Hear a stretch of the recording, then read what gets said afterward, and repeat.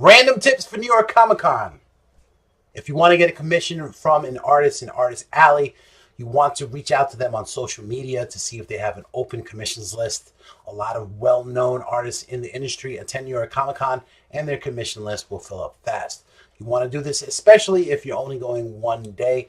If you're going all 4 days, you definitely want to get down to Artist Alley on Thursday, lock up a commission, just tell the artist that you're going to be there all 4 days. That way they can adjust their schedule and you can pick up your commission on Sunday. You can go to NewYorkComicCon.com and you can find a full list of all the artists that are attending Artist Alley. They're going to have a letter and a number next to their name. That letter is going to be the row that they're in Artist Alley, and that number is going to be the table number. When you go to Artist Alley, you want to try to get there earlier in the day. If they have it in the same place as last year, the ceiling is very low, and when it gets packed down there, it can get very hot and uncomfortable. You want to follow New York Comic Con and any vendors that you're interested in on social media, specifically Twitter. Twitter is where they're going to announce their free giveaways. At any random time, a vendor will just give away free stuff, and they usually announce it on Twitter.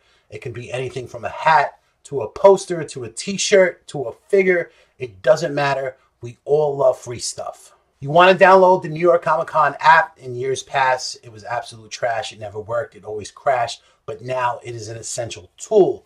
You can plan your whole show. It'll give you alerts of events that are coming up. It'll give you information on the main stage panels. And it's constantly updating information for the show. You're going to bring it anyway, but make sure you bring your cell phone charger. New York Comic Con is known as a line con, which means anything you want to see, do, or buy involves waiting in line. While you're waiting in line, you're going to be looking at social media, you're going to be texting your friends, you're going to be taking pictures of cosplayers, and you're going to burn through your battery. There are charging stations throughout the Jacob Javits Center, but people are going to be using them, and you're going to be in for a wait. This is a good time to take a break, but what you really want is to have one of these portable cell phone chargers. You can charge your phone while you're waiting in line, and it can save you a lot of time. Let's break down the show floor. You definitely want to take a look at the show floor map just so you can get an idea of where the vendors are. I'm going to start in the lower left-hand corner of the show floor, and I'll make my way all to the right. Make my way over to the right. In the lower left-hand corner of the show floor, you're going to find what's called the block, and that's going to be a place where you can find some unique merchandise that you can't get anywhere else, and I'm not talking about New York Comic Con exclusives. Everything in the block is custom made by artists and entrepreneurs. You're going to find everything from custom t-shirts to posters, keychains, stickers, toys, figures. It's like a super nerd flea market. Above that, you're going to find some random vendors, and by random vendors, I mean people who are selling t-shirts, pop figures, lanyards, things of that nature. Above that, you're going to find some interactive booths, whatever they cooked up, whatever experience they have for this year, virtual reality, anything that's interactive. Above that, they're going to have a live stage. They set up a stage on the show floor, and they interview comic book creators. They interview celebrities. They're going to have a board that's set up with a full schedule. This is a good spot to take a break. They do have chairs set up in front of the stage. They are first come, first serve, so you'll have to wait for one to open up. Also, it's a good spot to take pictures of celebrities in between segments. You can find a celebrity on the side of the stage getting some touch-ups and makeup or getting mic'd up, and you can snag a quick photo. Let's go back down to the block, and if you look to the right, the aisles there, you're going to find movie props. You're going to find replicas of weapons from video games, and you're going to see some amazing statues. They're for display only. They won't be for purchase. They're kind of like a sneak peek of what's coming out next year, but this is a great spot to take some pictures. The movie props are awesome. The weapon replicas are life-size to scale. They look real. You're going to find weapons from like Mass Effect Andromeda, Red Dead Redemption, Destiny. You're going to find the sword from Halo. They have the nunchucks, batons, whatever beat-em-up sticks that Nightwing has. And some of those are available for sale, but they're usually a couple of $1,000s. To the right of that, you're going to have the Funko booth, and you're going to have some more random vendors. And then to the right of that, if you shift over, you're going to have 2 aisles of independent comic book creators. Now, these are people who self-publish. They're trying to get their comic books out into the world. They're a little different from the mainstream comics that we're used to. If you are an inspiring writer or a comic book artist, you kind of want to talk to these guys and get some inside information. Also, you'll have some former Playboy Playmates who are selling pictures of themselves from 15 years ago, when they were still really good looking. You can tell who they are. They'll be texting on their phone and pretending like they're too good to be there. To the right of that, you're going to have the heart of the show floor. This is where you're going to find the big vendors, Marvel, Image, Dark Horse. You're also going to have the video games. The developers will bring out video games that they're coming out next year that you can demo. This is probably the most busiest or crowded part of the show. You have Bandai, sells all the Mighty Morphin Power Ranger stuff. Bluefin, it sells all the Gundam models. Above that, you're going to find like the anime section. This is where you can get some figures, some statues, stuff that you could normally only get from Japan. For all you anime cosplayers out there, this is where you're going to find your wigs, your tails, your fake weapons, and other accessories for your cosplay. To the right of that, you're going to have more random vendors. You're going to have the legendary Neil Adams, J. Scott Campbell, the Alex Ross booth, and to the right of that, you're going to have the comic book vendors. Because once upon a time, this was a comic book convention, and it's not the big monster of pop culture that we know today. It's kind of a shame because the comic book vendors, they've probably been most affected by the change of the show. Nobody goes to New York Comic Con anymore just to buy back issues. Most people go to get pop figures or to get a photo with a celebrity. But if you're looking for Silver Age comics, Action Comics #1, Amazing Fantasy #15, Batman #1, anything like that, you can find it there. Also, if you're looking for a first of, the death of, or #1 issue of whatever comic book series that you're trying to collect, you can find it there as well. You want to bring your haggling skills. I'm not saying that these guys are hurt for money, but if you have cash, grab yourself a fat stack of comics, make them an offer, and you'll be surprised how much these guys are willing to make a deal. And then to the right, the rest of the show floor will be your toy vendors. You can find vintage toys. You can find Star Wars figures from the 1970s still in the card, statues. These guys, you can kind of haggle with them a little bit, but they're a little bit more set on their price. To all you fine folks who are coming from out of town and you have to pick up your tickets from Will Call, I highly suggest, I think it's mandatory that if you can, pick up your badges before the show. New York Comic Con takes place on Thursday, October 4th to Sunday, October 7th.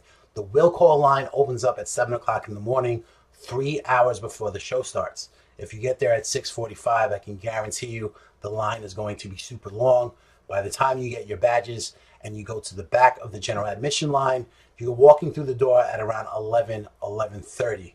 This could jam you up if you're trying to buy a New York Comic Con exclusive or you have a prepaid photo op with a celebrity or an autograph session. You can pick up your tickets on Tuesday, October 2nd and Wednesday, October 3rd. On Tuesday, the Will Call line opens up at 5 o'clock and closes at 8 o'clock p.m. And then on Wednesday, it's open up all day. It opens up at 8 o'clock in the morning and it closes at 7. To pick up your tickets from Will Call, you're going to go to what's called the Crystal Palace entrance. That is right on 11th Avenue. That's street level, and it's towards the middle of the Jacob Javits Center. Guys, don't forget to activate your badges. People forget, they procrastinate. When you go through security, they're going to scan your badge. If you haven't activated it yet, it's going to come up as invalid. People are going to rage out because you're going to hold up the line. They're going to put you off to the side. It only takes a couple of minutes to activate your badge. But if you haven't activated or accessed your ShowClix account, you're going to have to create a password, and that can take a lot of time. All you guys who haven't received your badges yet, you're probably stressing out. Do not worry. They do ship them until the end of September, which may seem odd seeing as how the show is the following week. If you don't get your badges on Friday, September 28th, I would be a little bit concerned. You want to reach out to New York Comic Con. Their customer service number is 888-605-6059. You can also email them at inquiry@newyorkcomiccon.com. But from here to the beginning of the show, they're going to be very busy, and I doubt very much that they'll contact you via email. Call them on the customer service number. Just keep in mind that you'll probably be on hold for a very long time. But when you get through, you'll talk to an actual person, and hopefully they can figure out what's going on. And if anything, they'll overnight your badges. Just as soon as you get them, make sure you activate them. Let's talk about food. At some point in the day, you're going to have to eat because we are human beings and that's how we survive. In my past videos, I've said not to eat at the Jacob Javits Center, but that is no longer true. They have a food court downstairs and there's plenty of variety. There's a deli, there's a pizza place, there's a Japanese place. Also last year, they had a full fleet of food trucks. I'm assuming they're going to do that again. They had a Philly cheese truck, a Philly cheesesteak truck, an empanada truck, a pizza truck, a mac and cheese truck. And for all you guys who are 21 and older, Brooklyn Brewery will be there, so you can knock back a couple of cold ones. You'll get a collectible plastic New York Comic Con drinking cup. And for food, you're probably looking at around $20 a person. For all you cosplayers out there, they have a restroom for you guys. And by restroom, I don't mean a bathroom. They have a place where you can sit back, chill, and relax, take off your costume. Also, they're doing something new this year on the 4th floor. All 4 days, they're having all types of cosplay events. You can learn tricks of the trade, how to build certain things for your costume, how to put an LED light in your helmet. There'll also be cosplay nurses there, people with supplies in case your costume gets damaged, glue, tape, paint, I don't know, whatever it is that you guys use to fix your costumes. This next tip may seem like common sense, but some of you, and I'm not talking about you, but some people are stupid. Make sure you wear comfortable clothes. You're going to be doing a lot of walking, a lot of standing. One year I saw a guy, he had flip-flops and socks on, and I assume he's either dead or he's cosplaying as Professor Xavier because he's in a wheelchair. You definitely want to take a break throughout the show, just kind of get out of the action. I mentioned a couple places where you can take a break, but they do have a quiet room. It is located in room 1C05, which is one of the conference rooms downstairs in the basement level. My next tip is not so much as a tip as it is a request, more like a plea. Please take a shower. Honestly, I'm not trying to be funny because some of you smell horrible. So there it is, random tips for New York Comic Con. I did make a video on how you can get into the main stage panel, tips on how you can buy a New York Comic Con exclusive. If this is your first New York Comic Con, I am super jealous. There is nothing like your convention. If you haven't gone in the last few years, it's going to feel like your first show because it's changed and grown so much. I'm going to be making a post New York Comic Con wrap-up video, so support and subscribe to the channel. Like my main man, Geeky Peoples, would say, New York Comic Con is a high five. Fantastic time. I will be there all 4 days. If you see me, come say hello. Let me know how your New York Comic Con is going. Enjoy yourselves, and I'll see you there.